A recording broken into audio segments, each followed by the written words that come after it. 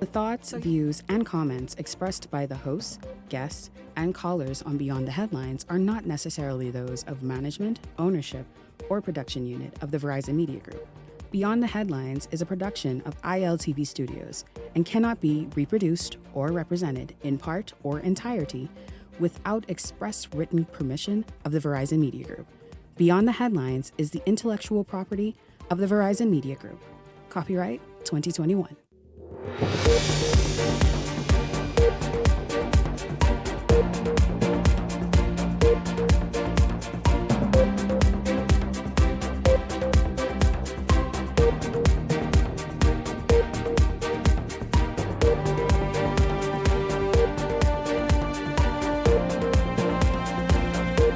One day after the advanced poll, the Parliamentary Registrar Department is speaking to all the allegations, claims, and of mayhem and all that took place well into the evening Monday. Also tonight, one man, C. Alan Johnson, says there is more to Pintard's story of a bag of passports being found on a Bahamas airplane than he initially said. We ask him what else is there, hoping to find out some more information tonight. And then Chief Passport Officer Nicholas Simonet joins me to bring further clarification on the reports of that bag of passports. It's all straight ahead for you this evening. Good evening. This is Beyond the Headlines. I'm Shanique Miller. It's great to have you along this evening. The Golden Isles by-election advance poll was marked by chaos, drama, and concerns.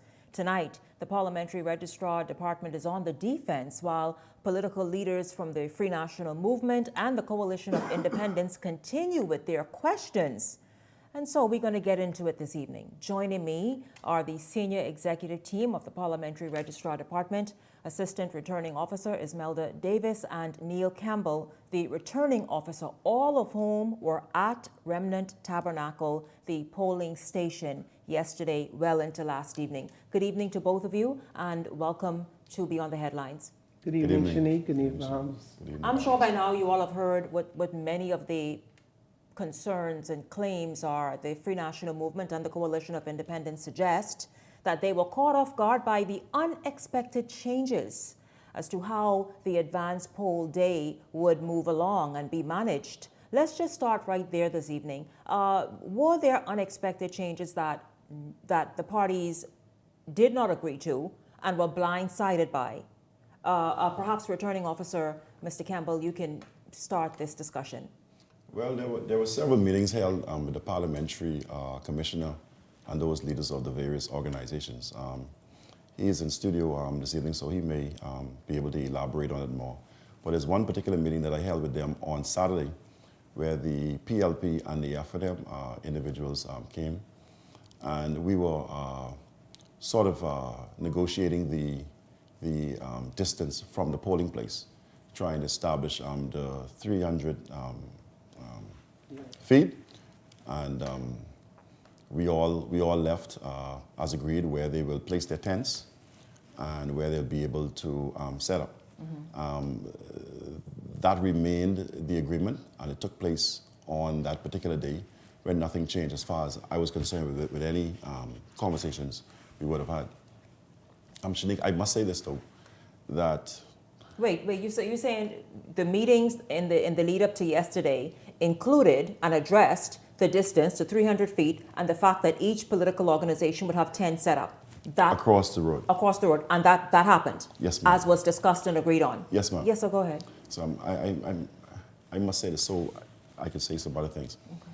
I've worked over 5 general elections, 7 local government elections, many labor elections, the constitutional reform or whatever they were, many elections.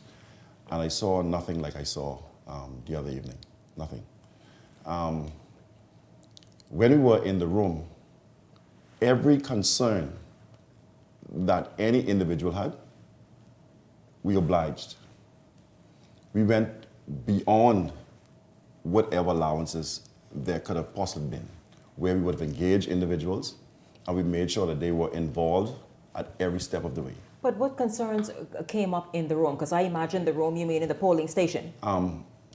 Questions where the assistant returning officer, she did a secondary count after the presiding officer. Right. Right? Hence the time factor. Right, because we all, I was live right here when you all were just taking the ballot boxes to Parliamentary Registrar Department, and I know that was a part of the issue. How did it take so long? Well, why you all took so long? Because at one point we're putting the things in the envelopes.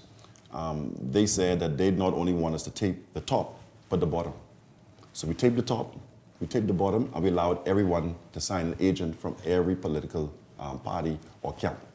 So each political party had 3 individuals, including an attorney, in that polling station at all times yesterday. All and times, they each, visible, the poll, every single thing. Never, there was always somebody watching the ballots that were there, and also the box and the compartments at all times. And they each had to sign this off and observed everything from Every beginning single to end. thing.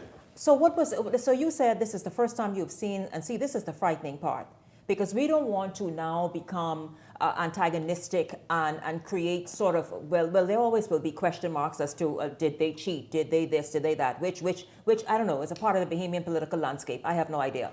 But what I'm saying is the violence that nearly took place last night, Madam Assistant Returning Officer as well, you can join in. How disappointing, frightening, worrisome is that? Just let me say this before she joins in. Everyone in the room was happy. They signed the box, they signed envelopes, they signed every single thing. Time, the police put everything in the diary. Everything that was supposed to be done was done along with them signing. We even brought them from behind the desk to look in the box to prove it's empty. One person of concern, we allow her to hit the box. Man, stop playing. Show it was empty, we walked around so everything was slowed. Is that even, Did you look but at is it? that part of We emptied out. You look at it, see it empty? Dump it out. You look at it, every single person. So we wait, took the envelopes to each you had person. to do this for each person? Each person. Demanded that you do, that this is what... Just so everybody could have the same type of experience and we're engaged. Everyone, we took the envelopes, once we sealed them, they signed the top, they signed the bottom at their choice. When we put everything in the box, we allowed them to leave from where they were. They stood up, looked in the box as we put everything in the box. When it was closed, everybody remained in the front of the box. They locked the box, everybody checked the box. We allowed the police to put it in a diary every time somebody checked the box, held the box. Put the zip ties on it, seal it down, signed it, put wax and everything on it, everybody signed it. There's one thing of being certain and trying to obviously make sure that the election is not tampered with or stolen or whatever it is that people would say. But this behavior that you saw, where you had to, is that something that normally happens? We were nice. It was a surprise because when I went outside, somebody ran towards me. I saw the police come running. They said, "The blood of these people will be on your hands." And when I saw the person, this was Michael Pentad. Saying what? The blood of these people will be on your hands. Which people? I don't know, because like I said, it was a surprise to me what was going on. Because everything inside that took place, we followed the law. You said the leader of the opposition ran up to you. Up to me. When Came he out. There was a police officer on the side of me. She could verify. I think she was Miss Adley. The lady, the diary she came out, she could verify. And I'm intentionally calling person's name for anybody who doubts anything that I'm saying. Meanwhile, all of the political parties and their representatives, including attorneys in that room, were satisfied because they asked a million times to see the box, turn it over, flip it over, sign, all the rest of that. Yes, ma'am. But when you walked outside, this is how you agreed it. Yes, Assistant Returning Officer, please jump in, because what we saw last night live, I went to you all live twice, by the way, last evening, and what we saw was quite disturbing. Jump in, ma'am, about exactly what took place in your eyes and how you were taken aback by that. I never left the room. I only walked to the front door from time to time to check to see what is happening on the outside, come back on the inside, and to ensure that at all times that the process was going smoothly. At no time was there ever an agent missing from any of the fractions. Okay, all of the parties were represented, including the independent candidate. She was in the room. She was in the room. Her signature is bared on the documents. Okay, it's bared on the documents. We had 3 agents from the other parties, and she was there. They all signed. They were all present. We took the box to them, in the front of them, showing them the box to ensure that it was empty once all the contents was taken out of the box. Okay? And at the end of the process, we sealed the box, they were present when the box was sealed. So it's just baffling. So when you walked outside, When we walked on the outside, we were met with, I might as well say, a mob. Okay? We went into I went into my personal vehicle, and people started bombing on the vehicle. This box ain't coming. It's box in your car. so you were one of the ones who was kind of caged in. We were all caged in. We were caged in. We were not allowed to leave. And what was being said to you, ma'am, as you sat? Where's the box? Where's the next box? Only one box was taken from the parliamentary office on yesterday morning. Only one box. So I don't know where this other box came from.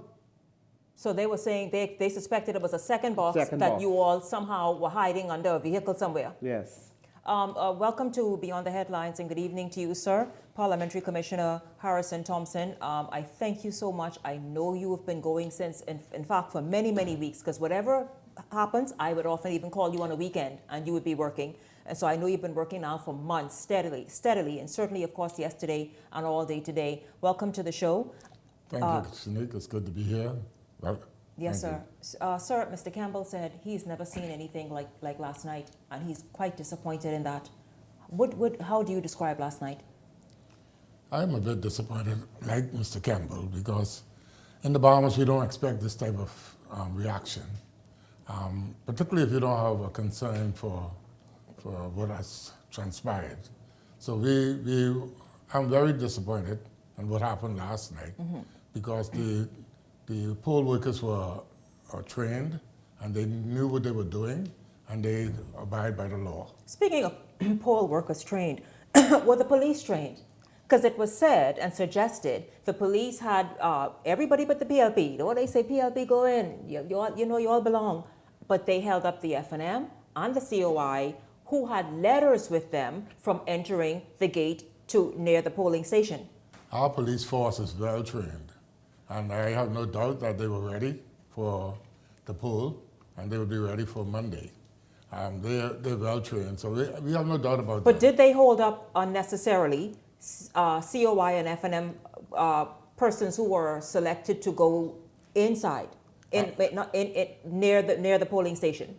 I'm not aware of that. I was not at the poll all day. I just went there after 3. The returning officer and the assistant returning officer were there all day.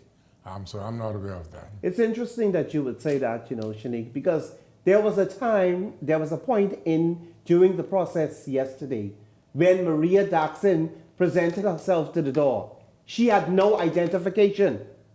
Okay? The young officer came to me, and I said, I will identify her.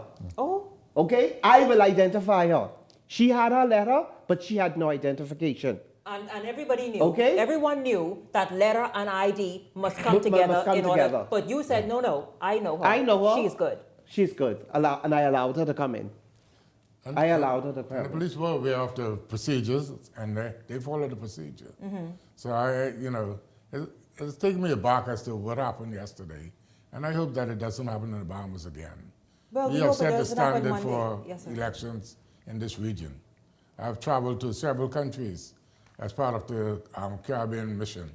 And I know you were you were in a few countries just last month and then before that, observing their elections. Absolutely. And participating in that in terms of supervising. We in the Bahamas should be proud of what we have here, and we should not try to destroy it. I want to ask you all, again, they insisted there's something untoward happening in the polling station because it took so long. Was there more than one request to maybe count it again? No. Yesterday was a unique day, Shanique. You had persons who were ill, who made provisions to vote. And so dealing with a regular voter, but dealing with somebody who has a medical illness or some visible disability, it's different. Go ahead. It is different.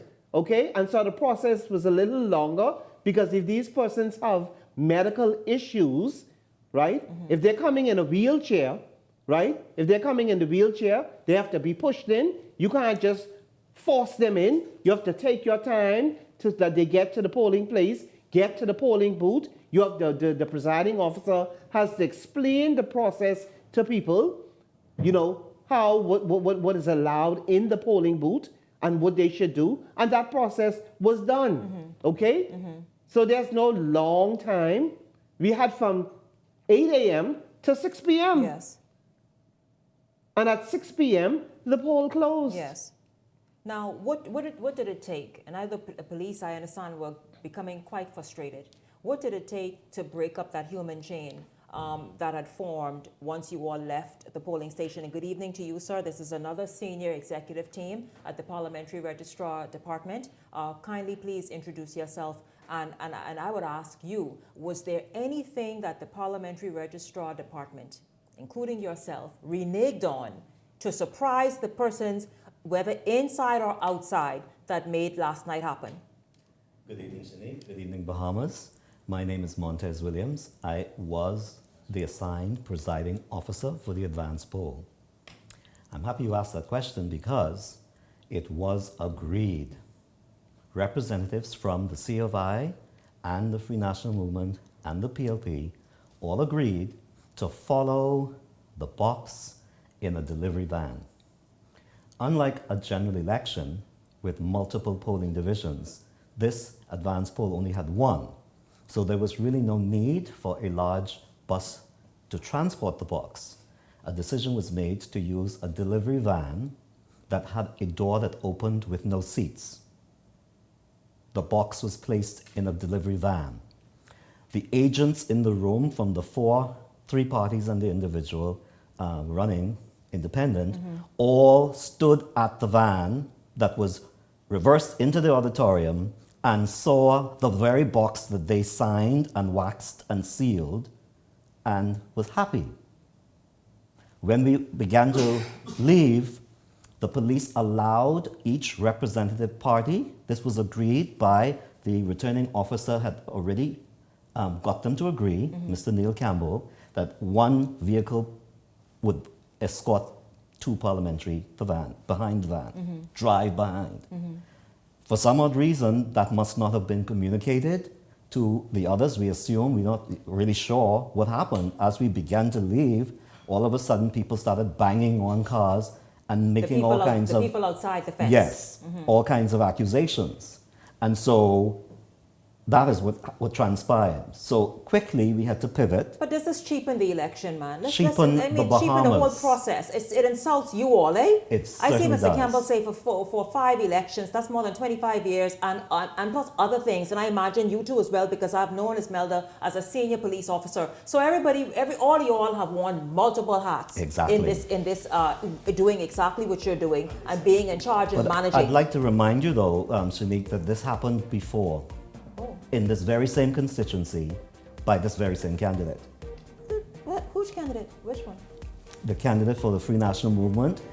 I was there at election when they blocked the advance poll of Golden Isles that was held at Galentine's Primary School.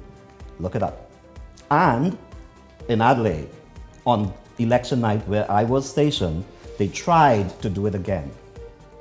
But listen, Lord, he didn't give us homework here on Beyond the Headlines. Who is this? Who make this a habit? Because this obviously a game. Who you call the names? It's the candidate. Who is the Free National Movement's candidate? Brian Brown. But I didn't say, you know what, sir? Thanks, Mr. Montez Williams. Yes, sir. The returning officer wanted me to make this clear. At the election, there's a form that is filled out to declare how many ballots came in the box. We counted them and we list on the form how many were used, how many were spoiled, etc. So 249 ballots were used and 249 people voted and one was spoiled. Yes. And so this form is filled in and signed by me and Ismella and was given to every representative. They pay $1.50 to receive this. So, like we said, Senator Michaela Barnett Ellis was in the room all day. And she received this. Her signatures on everything.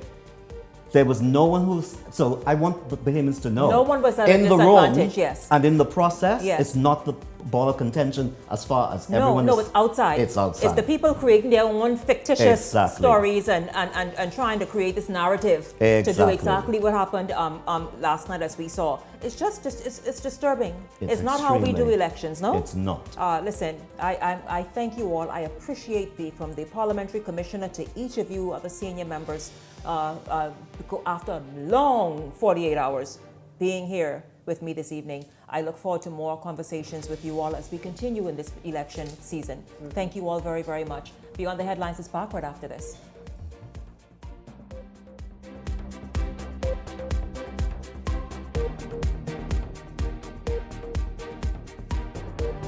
Mr. Brown is a man. When he said something, he meant it from his heart.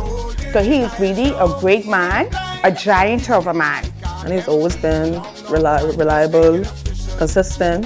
He provided jobs for young people and not too young people. He never left the office. The office been open from in the morning till the night. He had summer camps, he did back to school.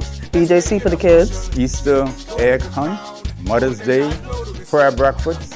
Whether you're F&M, PLP, COI, or independent, you came to him and he will always assist you. If a man can do that outside of the House of Assembly, can you imagine what representation he will bring to the House for Golden Isles? This time around, This time around, we will begin with BBB, Mr. Brian Brown. Paid for by the Free National Movement.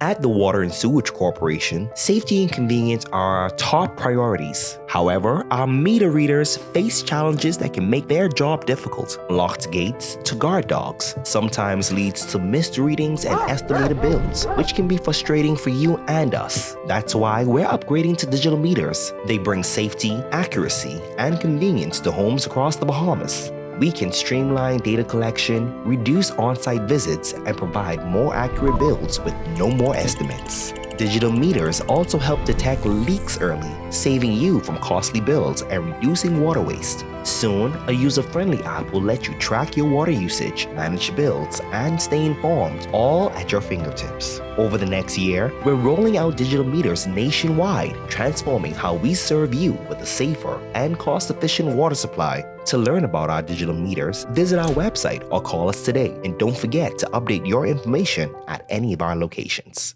Crossing the Sicily Poitier Bridge just got easier. Now you can pay your bridge tolls using debit or credit cards. No more searching for cash. Just tap and go.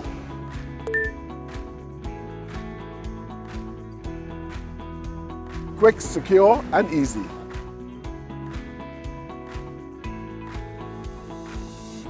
Modern convenience, same trusted service from the Bridge Authority. When it comes to working at height, there is no room for error. You need certified professionals, reliable systems, proven results. That's where NWC Bahamas comes in. We're the largest fire protection service provider in the Bahamas, trusted by contractors, building managers, and developers from Grand Bahama to Inagua. From high-rise window cleaning and facade maintenance to fire protection system design, training, and certification. Our team of highly trained and internationally certified technicians delivers expert service to the highest international standards. We work faster, safer, and more efficiently with minimal disruption to your operations. Call the team that's certified, insured, and built for heights. Visit nasawindowcleanerslimited.com or call us now at 431-4859. NWC Bahamas. We don't just rise to the challenge, we protect it.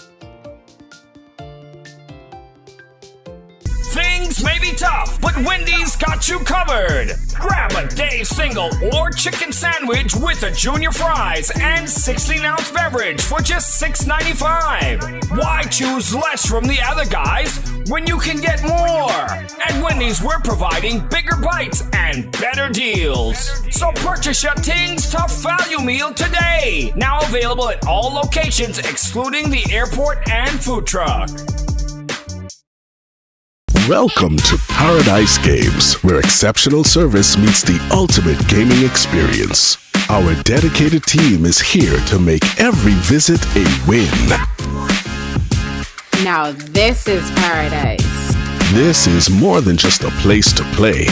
Now this is paradise. It's where excitement meets world-class service. Now this is paradise. Now this is paradise. Come experience it for yourself. Now this is paradise. I'm Darren Pickstock, PLP candidate for Golden Isles. The only candidate with a real plan to get things done in the community. And I've already started by listening, solving problems, and showing up. That's the kind of representative you deserve. From repairing infrastructure to connecting you to opportunities, we can make real progress over the next year. Give me this chance on November 24th, and I'll prove just how much we can accomplish together. Beyond the Headlines is now introducing powerful TV advertising opportunities made just for you. Choose our television ad package, 20 30-second ads for $2,000 or 20 60-second ads for $2,500 plus VAT. Prefer flexibility? Go a la carte. Just $150 for a 30-second ad or $200 for a 60-second ad. Step into the spotlight with our interview package. One 15-minute interview for $500 or 4 for $15 per month. Or bring Beyond the Headlines directly to you with our live on location package, only $2,600 plus VAT. For more information, contact our sales agent at 242-466-6173.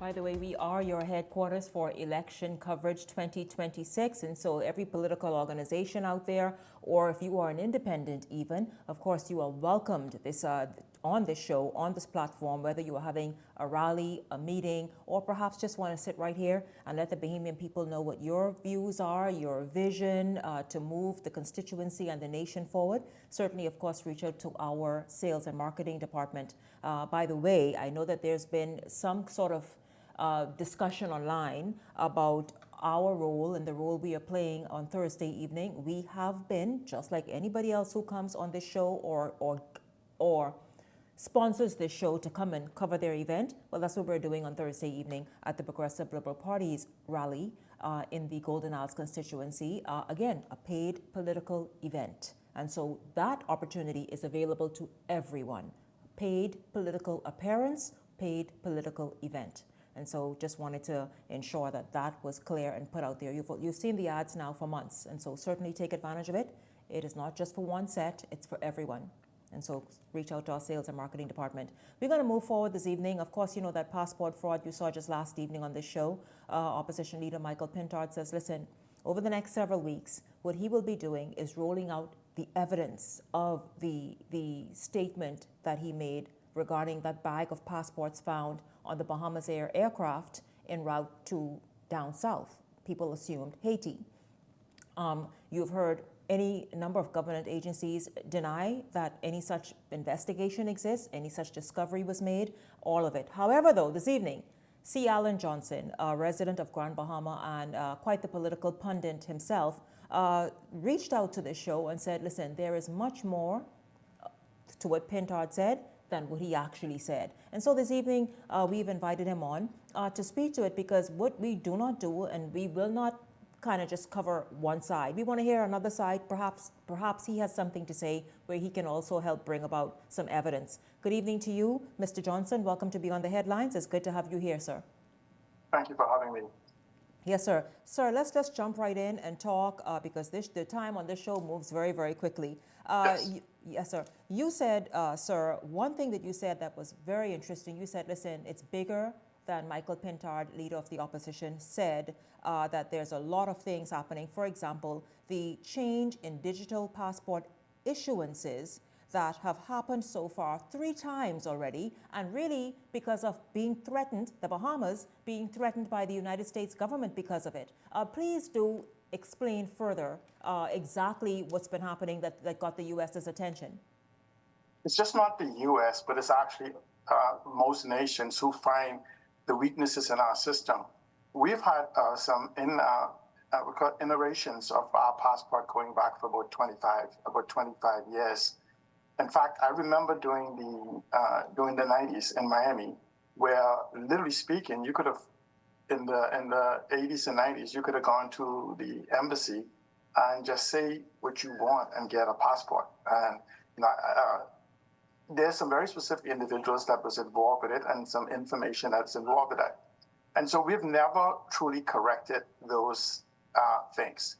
And the point I want to make is that we have to understand that when we talk about citizenship, the passport or the citizenship system is a single point of failure for the entire Bahamian identity. Mm-hmm.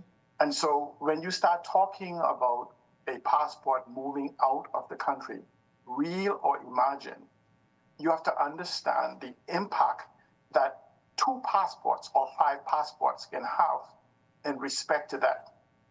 There is, I did a survey online and found 137,000 discussions in the last 2 years in the Bahamas concerning the individuals concerned about the insecurity of the passport, real or imagined. The imprint of that is over 2 million impressions in regards to that. So it says that it's not a simple conversation. No, it isn't a simple conversation, Mr. Johnson, because in fact, it's quite serious. And that is why last week I sought out the chief passport officer because I wanted to get to the bottom of what Mr. Pintard said. What can you say to us further about that? Does he have evidence of these passports? Because we would want to know, is the deck being stacked unfairly and unlawfully?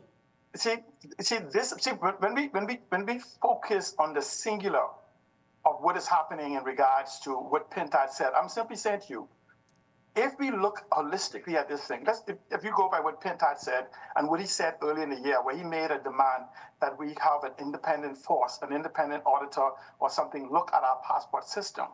Myself and others have been asking for the same thing, being in the data business for the last 20 years. And so we understand this single point of failure and the need to have systems that interconnect and integrate into each other. I understand the chief passport officer. In fact, he could go back to his statements in the last year and look where he has said stuff.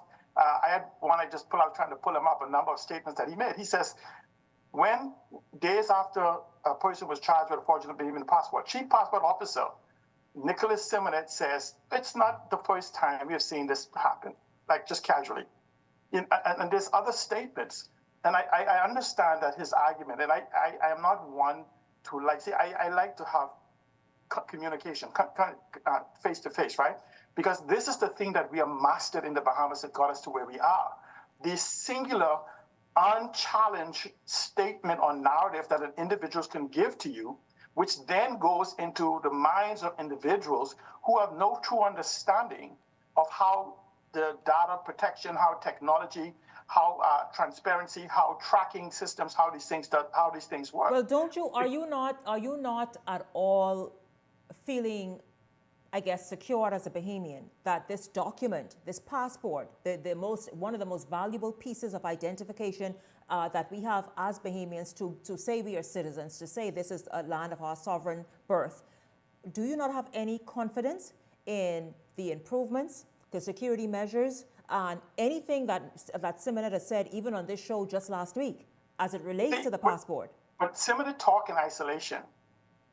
A country that is transparent concerning its data. We are now we're moving in less than a couple of weeks to move into the second quarter of the 21st century. There's one word for data: trust. And so when he speaks about what somebody told him, to someone like me that understands what data is, it is candy for the ears of those listening But it's troubling for those of us in the data field that he believes that it's just this statement. But Mr. Johnson, don't you? Because believe me, I want to know more. But don't you? But wait, Mr. Johnson, don't you think that there is passport fraud, identity fraud happening everywhere, and every nation is on an ongoing quest to fill those gaps and loopholes anywhere else, as the Bahamas has been doing? I have seen, Mr. Johnson, and I know you have as well because you're an avid news person, and so I have seen a number of persons charged for any level of where fraud is discovered. I have seen them taken before the police and then taken before the courts and charges brought up against them. We don't, but it's the problem is this. Yeah, you see charges brought up. But my question to you is, do you have a list of the depositions of these charges? Do we have the details of how these things actually came to be, the complete details? Do we have an answer to what corrective measures have been taken? So if you have someone who penetrated your system by whatever means you did a few years ago, and you're still charging people today for doing the same or similar thing, I don't care what you claim to have progressed, it hasn't solved the problem. So it's like having a house and you said, well, every time the burglar comes in, he comes in through the southwest window. Why don't you fix the southwest window? And I'm saying to you, and I hear the excuse that we often use about, well, somebody else is doing worse than we did. Success is how well you have done based on what you're capable of doing, not how well you have done based on the failure of others. We are a very small demographics. We have a data system that is a legacy system. I'll be surprised if it's in the late 20th century. We have been digitizing dirty data. And let me explain to you, for instance, right? You just had the parliamentary commissioner. I have the newscast where he said that he determined a passport is fraudulent. I was surprised that he could determine that just by holding it, looking at. Well, whatever. I don't know I'll tell you, I did ask him about what you said, and he said he knows no such thing. And whenever they come up on a fraudulent document, including passport, they immediately contact the passport office. I want to ask you about, you said that the number, Mr. Johnson, 1 second, you said the number of fraudulent passports since 2021 is in the hundreds, if not even more. Sir, who is showing up with the most fraudulent passport? We don't know. We assume it's Haiti, but we have no report, anything. This is what myself and Michael Pintard and others have been asking for: transparency, accountability, and anti-corruption. These type of things. So we have not been getting. We've been getting lip service in regards to them, but we haven't been getting implementable plans or actions to take in regards to resolving these things. Why is it that we could have hundreds of contamination? Just give me 30 more seconds. Do you know the impact of those that are not caught from derivative citizenship, where that person can pass on citizenship in and outside of the Bahamas? Okay? And so it shows almost an intergenerational collapse, and it has a social impact. And we, for decades, at least 2 decades of my constant observation, have taken no real aggressive means of putting in checks and balances. We've been 25 years in the data. So who do you blame? Who do you blame for this data, this sort of data breach, as you term it, for the last? Go ahead. I blame not the breaches. If you want to say for the breaches, I blame leadership. So for the last 2+ decades, you are saying the Bahamas has lagged and has not put any real effort into bridging sort of and filling those gaping areas that are left unaddressed. You are saying that every person who sat in the chair of leadership, including at the passport office, have dropped the ball. Yes. I invite public, intelligent debate on this. Not where we have a couple of minutes. Yes, no, I tell you, we do have a couple of minutes. And so, Mr. Johnson, I know that you reached out and you wanted to have this conversation and you speak supporting what Mr. Pintard said. Well, then what is Mr. Pintard? No, I said his statement brings to focus, that's my intent was at least, brings to focus where we are in a single gate collapse, real or imagined. Well then, but then if it's imagined, we can't continue. We cannot. But wait, because a lot of it is imagined. A lot of it is contrived. So you cannot feed into that, Mr. Johnson. You cannot. None of us can continue feeding into the fact that if we hear what the passport officer is saying, if we hear sometimes that he asks me to come on the show to talk about people being dragged before the courts in his office or anywhere surrounding, and so we just sit back and say, but what else are you doing? But that's the problem. He said he could come every week and say, "Guess what? We caught another one. We caught another one. We caught another one." What is that saying about us? How about saying we've had 5 years of having a data-focused environment to say we have no fraudulent passport that we're aware of? Because if you catch a few or whatever, we can assume that you probably didn't catch the others. And so what happens is we talk about this interconnectivity concerning birth certificates and NIV. If each of those, what does the birth certificate prove for you? When you come to me with a birth certificate, that doesn't prove even your identity for the fact that you hold it.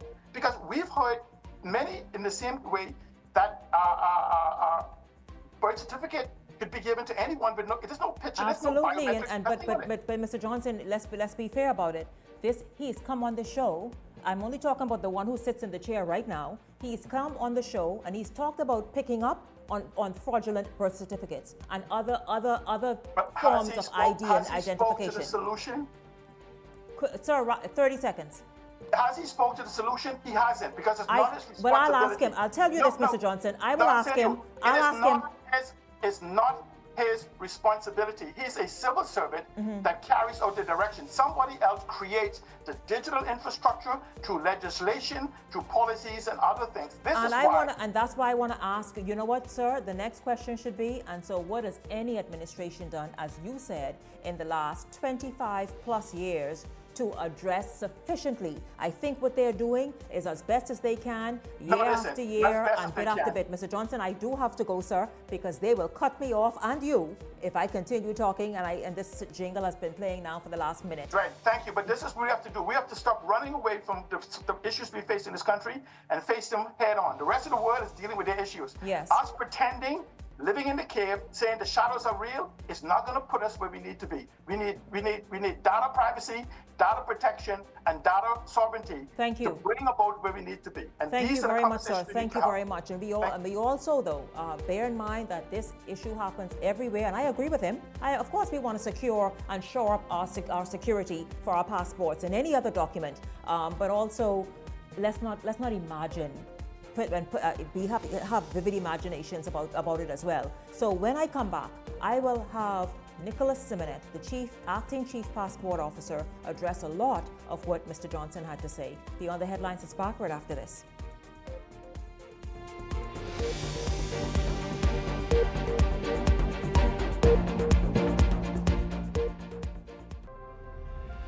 The Bahamas is the premier destination for fly fishing because of its unique geography. We've got the 3rd largest barrier reef in the world in the Bahamas.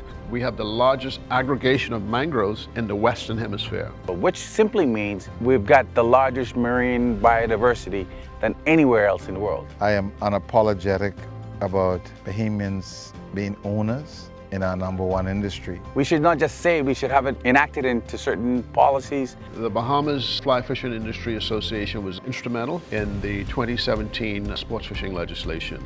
Anyone fishing in the Bahamas who is going to be guiding has to be certified and licensed, and thirdly, they have to be a Bahamian. And that is historic in that a model of conservation and a model for Bahamianization has been legislated, the only one in the country. But it also gives Bahamians the opportunity with a sense of pride to know that at the end of the day, I'm contributing to the development of my country and something they can pass on for generations. The out island of Bahamas, there are no other alternative industry that generates the kind of revenue that fly fishing does. The entire community benefits. I would always encourage the tourists, people who want to fish, hire a local guide.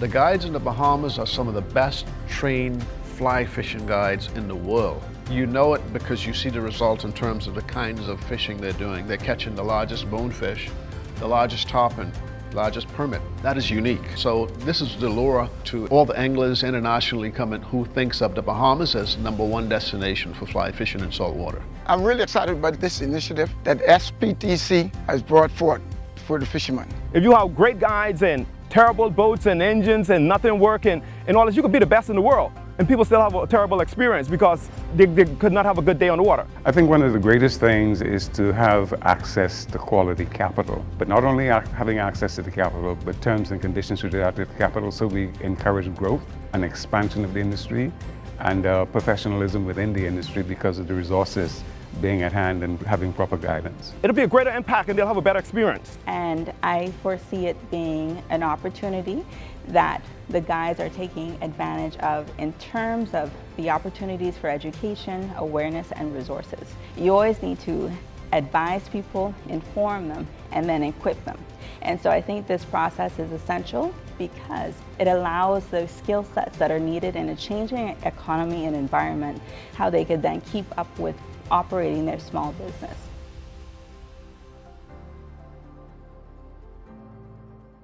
I feel good when you're wrapped up in my arms, dancing to a reggae song.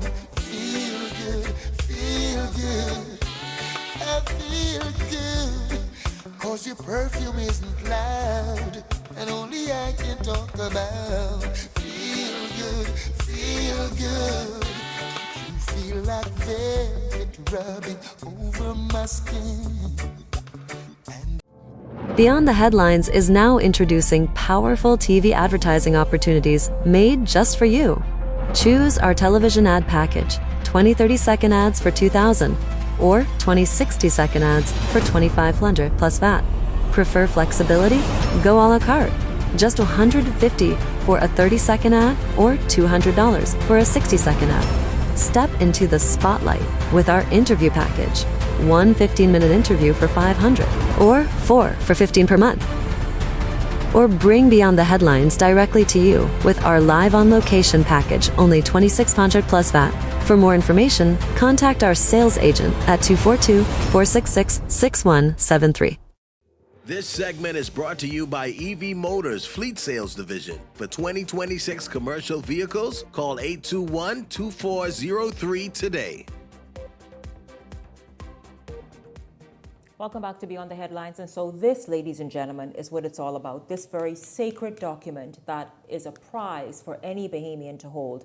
I have joining me the Chief Passport Officer, Acting, Nicholas Simonet. Here, you sat and you listened to Mr. Johnson, who talked about how this book is compromised and the fact that there isn't much effort since for years to kind of correct those weak areas that makes this book easily, I guess, for somebody to defraud, to, I don't know, clone. I'm not sure what it is. You take this out of my hands and let us know exactly about this book. You've explained it, I thought, very nicely last week. But this book, as he said, that there have been hundreds in the last, and just, okay, this term, I don't know if he's suggesting maybe the Davis administration is responsible, but hundreds, if not thousands, of fraudulent passports that have been uncovered in this term alone. All right, well, let's start off and talk about the type of fraud that we see at the passport office. It's not the book. The book cannot be cloned. The book has not been cloned. There's nobody else, there's no case, there's no evidence to say that this book has ever been duplicated, manipulated, or cloned. So the book have a series of features, and they're all ICAO compliant. ICAO governs how the technology, the features, so people can see. The specification in every book. ICAO just revised their requirements, and I think we have until 2027 to comply. And the only specification that our current passport does not meet is these two little letters right here that says passport types. And they'll be changing by one. So you are saying that on an ongoing basis, ICAO issues new regulations and requirements for passports around the world to governments around the world. Yep. And the Bahamas... And specifications on our security and the Bahamas meets them. Yes, and the Bahamas actually is one of the first countries in this hemisphere to actually have this technology. Hold it up, let the people see it, hold it up higher. This passport is the technology in which most of our regional partners and the larger countries to our north, they're all adopting. So the passport is good, right? The passport is safe. The passport is readable by every country who uses ICAO international standards. Now this one is a specimen. This passport, these are the specimens, these are the ones that we use for test books. These are the ones that we send to various countries so they could have samples of it so they could be able to verify our documents as well. And before you say anything, those specimens were not the ones found on Bahamas Air. But okay, it's been about, I think, roughly a week. No, Thursday. So in 2 days, it's a week. Yeah. Do you know of any bag of passports? Because this is real. Nicholas Simonet, this is no game. The thing is, I've been on this show before, and I told you that, we put every case before the police and we let it drop. We have had officers who have been discharged, right? And I've came on here and said, why wouldn't I come on here and say, we have a case, it was concluded, and the people were held accountable. Why wouldn't I say that? It doesn't make any sense. But I'm not going to stand here and think that I have to actually justify somebody's vivid imagination. I'm not doing that. What we'll do is we'll talk about the truth of the matter, we'll talk about the technology, and we'll talk about the type of fraud that we see in the passport office. So this book right now is scannable worldwide. This book has never failed the Bahamian. Right? Our ETDs, which is our electronic emergency travel documents, has never failed Bahamian, and those are paper, and they still hold the highest standard. So locked into these pages are different security features that are there's not. A chip. That is what? Oh, a chip. There's a chip built into the passport. The passport, even if you were to manage to get your hand on a blank book, it's just a barcode reader. So you could scan it and verify it as well. So if you were to get your hand on a blank book, the problem is that you can't program the book. The passport chip cannot be programmed outside of our offices, right? Those keys that are built into it that are regulated by ICAO requirements, they change every 30 and 90 days. Oh, so even if you woke up somehow with a dream that you say, you know what, let me print several hundred or thousand passports today. You are saying in 30 days, ICAO sends new features. How does that work? No, not ICAO. So our system, it automatically changes every 30 days, and then there's a manual change that in terms of the keys, the internal keys. Now, I'm not no technical guy. The guy said it right. I'm not a data guy. Right? But the thing is that it's compliant. It changes, it programs the passport, and it works. It works because we don't have any Bahamians who are scanning their book around the world who are being flagged, right? The only cases you have a person's being flagged if their passport was reported to Interpol, and that is not done by us. That is done by the individuals at the police station. So in terms of the passport, it's safe. We have countries around the world who are contacting us because they are willing to adopt the same passport from the same provider. The provider is world class. The provider has all ICAO accreditations, and this is where countries are going. This is the book that people want, right? And people are using it. So this book is not being cloned or manipulated. When he said it went through several reiterations recently, how do you respond to that? By necessity? Well, I think they're misinformed a little bit. So this is the second generation of e-passports. The first one was a pre-bought system, uncustomizable, and wasn't able to keep up with the times. This passport, this system allows us to customize it. On an ongoing basis, the system administrator reviews every case of anything that happens to make sure that we could fix these things. We have changes ongoing, right? And the thing is that our laws aren't the same as every other country. The documents that we require, the proof of citizenship isn't the same. And I think what people have to understand, the proof, what makes a person Bahamian, and that's why I really came on the show, so we could speak frankly about those aspects. Go ahead. Because when we speak about fraud, it's mainly document fraud in terms of the document used to prove citizenship or identity, right? So you have the document fraud in that instances, and then you have identity fraud. Those are the major instances of fraud that we see. And let me just say, I think we have since I've been there, we've put probably about 80 instances of fraud to the police. That doesn't mean these people have passports. That doesn't mean that they're all new, right? Before I arrived, investigative files should be stored in a cabinet. You know what that means? That means there's a chance that those things could still slip through the cracks. Right. So as we work forward, we're working on moving backwards. We need those documents in our system so we can lock them out. Those are the documents that's how we do it, right? The system has the ability where we could lock you out of the system. Yeah, that identity can never get a passport unless it's done at the highest level. The system records everybody's action. So that's what we're doing. We're working forward and backwards at the same time. Mm-hmm. And the idea is to have a clean system. So when we talk about document fraud and identity theft, right, it's mainly people using documents that add up to citizenship. What adds up to citizenship, right? Everybody keep throwing this notion about I was born a Bahamian. But the reality is that the Constitution specifies who would have become Bahamian on this 10th of July, 1973. Those people are Bahamians. Everybody thereafter got citizenship by descent from one of those persons, right? So you have to prove it. And that's why it's all done by descent. That's why when you come to the passport office, it always traces back to prior to 10th of July, 1973. So birth certificates are used, right? Birth certificate is a proof of citizenship. It also helps prove your identity. But those are the two major factors. Proof of citizenship, proof of identity, right?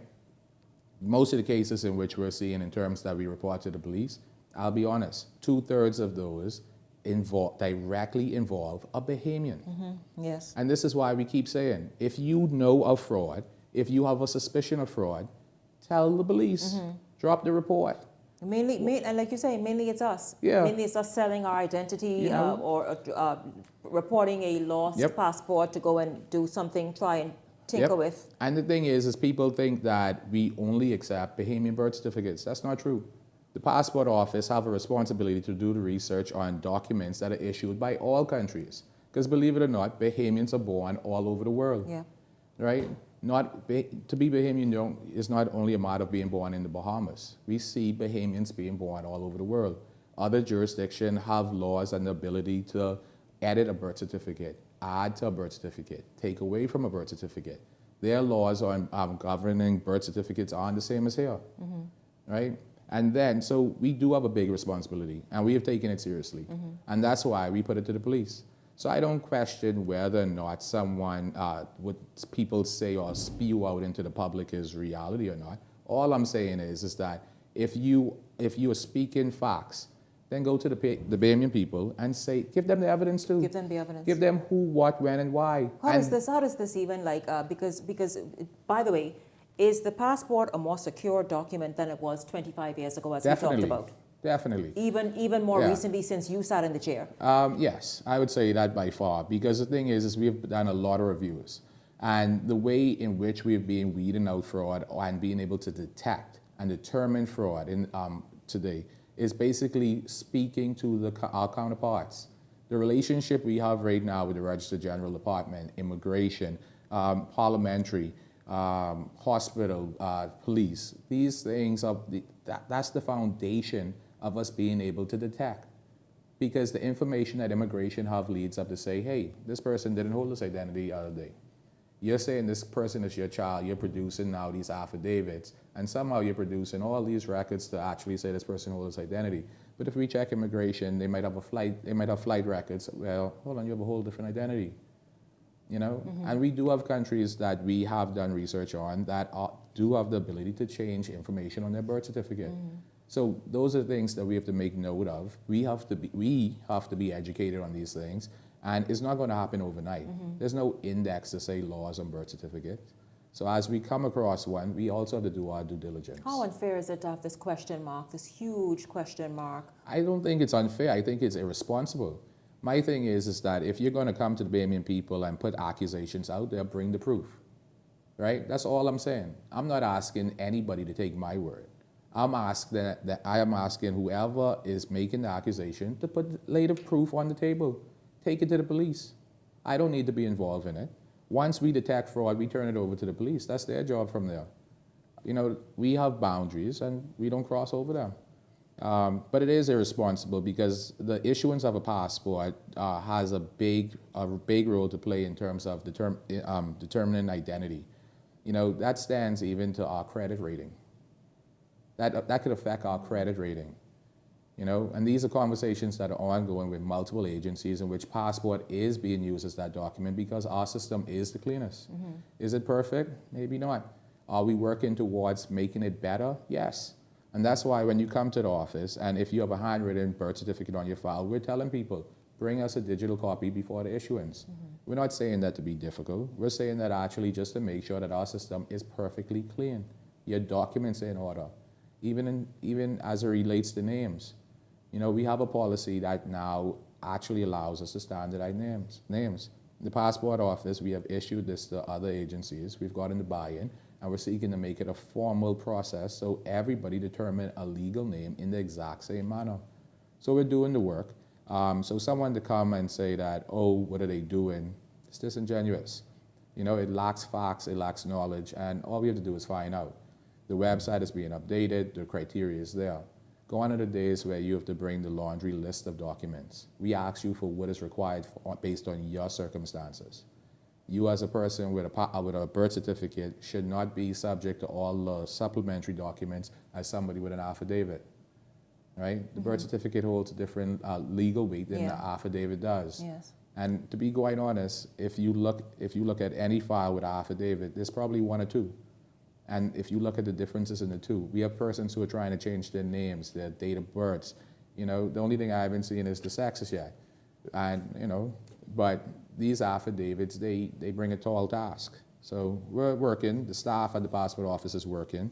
This passport has there's no incidence of clone in this book, right? Nothing. Yeah. And it works, because everybody's using it to travel. Right, yeah. I thank you for coming back. Listen, I know I'm lucky for like the second time in as many weeks. So thank you very much for stopping by and addressing this because it's a real serious matter, particularly now in this election season, when you put question marks over national symbols and symbols of identity and citizenship and all the other things that we discussed here this evening. So I'm happy. Yeah. Thank you so much for coming. Let me just end on the note because I heard it kind of pushed out over there. The fraud that we see in terms of people trying to identity or document, it doesn't stop at one race, one color, one gender, one age bracket. We see it all, and so all between. So I just caution that we should not pick up this xenophobic rhetoric that we see around the world in the elections. Let's be responsible. You know, let's be responsible Bahamians, and we all should want the better for ourselves. I agree. Thank you very much, Acting Chief Passport Officer Nicholas Simonet. Thank you for joining me this evening, and thank you very much, always very measured and informed when you speak to us so that we all understand, right? I thank you tonight for the Parliamentary Registrar Department here, all of the top tier. You saw them here this evening. Of course, C. Alan Johnson in the second segment of tonight's show. And of course, thank you once again, Acting Chief Passport Officer Nicholas Simonet, for being here this evening. And a big thank you to all of you for joining me this evening. I certainly enjoyed having you along, and I look forward to seeing you right back here tomorrow evening. For the entire Beyond the Headlines team, I'm Shanique Miller. Make it a great evening, everyone.